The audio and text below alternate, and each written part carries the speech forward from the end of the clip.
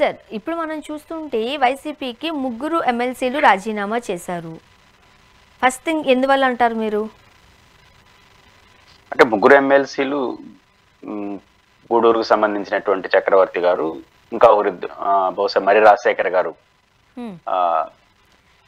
చిలకలూరుపేట అనుకుంటాను, పద్మశ్రీ గారు రాజీనామా చేసినట్టు గతంలో రాజీనామా చేశారు. బహుశా ఇప్పుడు ఏమైనా ఆమోదం పొందిందో తెలియదు, ఇంకా ఆమోదించినట్టు కూడా లేనట్టున్నారు. టెక్నికల్ గా వైసీపీ ఎమ్మెల్సీలు ఎందుకు రాజీనామా చేశారు అంటే ఒకే ఒక కారణం. ఒక మొరటి సామెత ఉంది కదా, బెల్లం ఎక్కడ ఉంటే అక్కడ చీమలు చేరుతాయని. కాబట్టి అధికారం ఉన్న దగ్గరికే వీళ్ళందరూ చేరుతట్టు కనిపిస్తుంది. ఒకటి రాజశేఖర్ గారికి సంబంధించినంత వరకు కొంత రీజన్ కాదు కానీ ఒక ఆయన కారణం అయితే చెప్పుకోవచ్చు.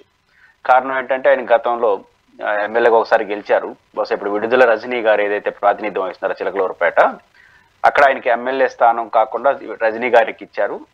రజనీ గారికి ఇచ్చిన తర్వాత మరి రాజశేఖర్ గారికి ఎమ్మెల్సీ ఇచ్చి మంత్రి పదవి ఇస్తానని 2019లో చెప్పారు.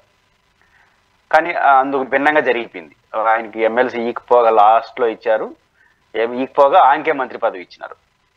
అక్కడ ఆయన కొంత అసంతృప్తి ఫీల్ అయి ఉండొచ్చు. అయితే ఆ సమయంలో కానీ ఆయన రాజీనామా చేస్తుంటే ఆయనకి విలువ వచ్చి ఉండేది. అంటే 19 ఎన్నికల సమయంలో జగన్మోహన్ రెడ్డి గారు యాక్చువల్గా మరి రాజశేఖర్ గారి సీట్ అది చిలకలూరుపేట. బట్ కొత్తగా వచ్చిన విడుదల రజనీ గారిని ప్రోత్సహిద్దాం, బీసీలు ప్రోత్సహిద్దాంతో ఆమెకి ఇచ్చారు. అయితే అస్యూరెన్స్ ఏమి ఇచ్చారంటే జగన్ పబ్లిక్ మీటింగ్లోనే ఇచ్చాడు, రాజశేఖర్ గారికి మేము ఎమ్మెల్సీ ఇచ్చి మంత్రి పదవి ఇస్తారన్నాడు. 19 ఎన్నికల్లో గెలిచారు, మంత్రి పదవి లేదు, ఎమ్మెల్సీ కూడా చివరిలో ఇచ్చారు. ఆ సమయంలో కానీ ఆయన రాజీనామా చేస్తుంటే ఆయనకి అప్పుడు క్రెడిబిలిటీ ఉండేది, ఎస్ అన్యాయం జరిగింది కదా అని. కానీ 19 నుంచి 24 వరకు అధికారంలో ఉన్న రోజులు ఉండి 24 ఓడిపోయిన తర్వాత వచ్చేసాడు. అంటే అది కొంచెం ఓడిపోయినారు కాబట్టి వెళ్ళిపోయినాడు అంటారు. కాబట్టి ఆయనకు ఆ రీజన్ కొంత బాధ కలిగి ఉండొచ్చు. కానీ ఆ సమయంలో రాజీనామా చేస్తుంటే ఒక రకంగా ఉండేది. ఇప్పుడు ఆయనకి సంబంధించిన అది అంశం. రెండో అంశం ఈ బల్లి దుర్గా ప్రసాద్ గారు అబ్బాయి చక్రవర్తి గారు వ్యక్తిగతంగా మంచి వ్యక్తే, కాకపోతే ఆయన తీసుకున్న నిర్ణయం మాత్రం ఆయన రాజకీయానికి పనికొచ్చేది కాదు.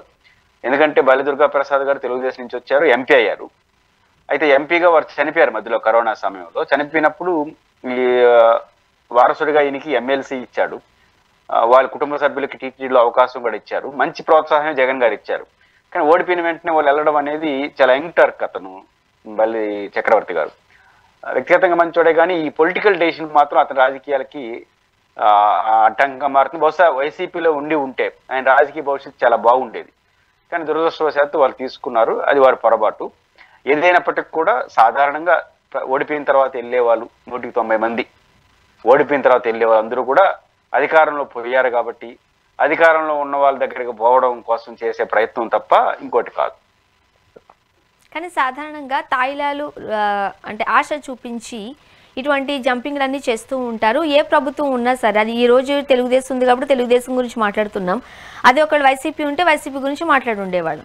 ఏదో ఒక ఆశ చూపించి, పదవుల ఆశ చూపించి సాధారణంగా ఇలాంటి వాళ్ళందరినీ లాక్కుంటూ ఉంటారని కూడా వింటున్నాం. మేబీ ఎటువంటి బెనిఫిట్స్ వీళ్ళకి చూపించి ఉంటారంటారు? ఇప్పుడున్న వాళ్ళకంటే ఇంతకుముందు వైసీపీ నుంచి జంప్ అయిన వాళ్ళకే ఎటువంటి అధికారము ఇవ్వకుండా, ఎటువంటి పదవి ఇవ్వకుండా కూర్చోబెట్టిన వాళ్ళు చాలా మంది ఉన్నారు. వీళ్ళ పరిస్థితి కూడా అంతే. పాయింట్ ఏంటంటే ఎన్నికల్లో ఓడిపోయిన తర్వాత వీళ్ళు జగన్ గారు గెలిచింటే రెండోసారి వీళ్ళు వెళ్ళుంటారా? వీళ్ళు ఎవరు వెళ్ళుంటారు. ఇప్పుడు దానికి బెస్ట్ ఎగ్జాంపుల్ మరి రాజశేఖర్ గారే. మరి రాజశేఖర్ గారు పోతూ నాకు అన్యాయం జరిగింది, అన్యాయం జరిగింది చెప్పారు. మీరు 2019 నుంచి 24 వరకు మధ్యలో కదా అన్యాయం జరిగింది. 19లో గెలిస్తే మంత్రి పదవి ఇస్తానన్నారు, ఇవ్వలేదు. అప్పుడు కానీ ఈ మాట్లాడుంటే విలువ ఉంటుంది. 19 నుంచి 24 వరకు అన్యాయం జరిగినప్పుడు ఆయన లెక్క ప్రకారం వైసీపీలోనే ఉండి ఇప్పుడు ఓడిపోయిన తర్వాత మళ్ళీ పోయినారంటే అన్యాయం ఎట్ట అవుతుంది? అది ఓడిపోయినారు కాబట్టి వెళ్ళారు. అదే జగన్ గారు మళ్ళీ 24 గెలిచుంటే ఎందుకు పోయింటారా? ఎవరు పోయింటారు. అట్లే చక్రవర్తి గారు కూడా. కాబట్టి ఇక్కడ తెలుగుదేశం ఏమి తాయిలాలు ఇచ్చింది ఏమో తెలియదు, కానీ వీళ్ళు పార్టీ నుంచి వెళ్ళడానికి ఒకే రీజన్ కనిపిస్తోంది, అధికారం పోయింది, వాళ్ళకి అధికారం ఉంది.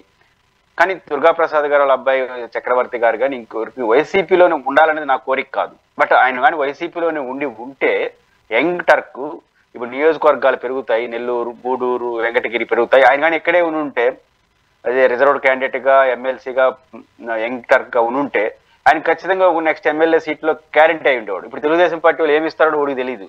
ఎమ్మెల్సీ పదవి ఏంటంటే ఆయన ఏం పట్టించుకోరు, ఓలే బోల్డ్ మంది అయిపోయారు. ఇప్పుడు వెళ్ళిన వాళ్ళందరూ ఇబ్బంది పడతారు రాజకీయంగా తప్ప పోయిన వారు ఖచ్చితంగా ప్రాక్టికల్గా రాజకీయాల వాళ్ళకి నష్టం. మళ్ళీ వైసీపీ వాళ్ళని తీసుకోరు. ఎందుకంటే ఇంకా చాలా మంది కొత్త వాళ్ళు వచ్చేస్తారు. కాబట్టి రాజకీయంగా వాళ్ళు వెళ్ళడానికి కారణం అధికారం పోయింది. కానీ ఈ స్టెప్ అనేది, ఎందుకంటే వీళ్ళు పెద్ద పర్సనాలిటీస్ ఏం కాదు, ఇప్పుడు వాళ్ళ ఆయా నియోజకవర్గాల్లో వాళ్ళు చక్రం తిప్పే వాళ్ళు ఏం కాదు. కానీ తెలుగుదేశం పార్టీ కూడా ఎత్తిన పెట్టుకోదు. అధికారం పోయింది, మనతో వచ్చారనుకుంటారు అంతే. కానీ మళ్ళీ వాళ్ళకి ఏది అవకాశాలు ఇస్తారని కూడా చెప్పలేము. అయినప్పుడు కూడా వాళ్ళు రాజకీయంగా వాళ్ళు తీసుకున్న స్టెప్ అనేది నష్టం. వైసీపీ అయినా తెలుగుదేశంలో అయినా వాళ్ళ అధికారం ఉంటే ఉంటారు, లేదా పోయారు.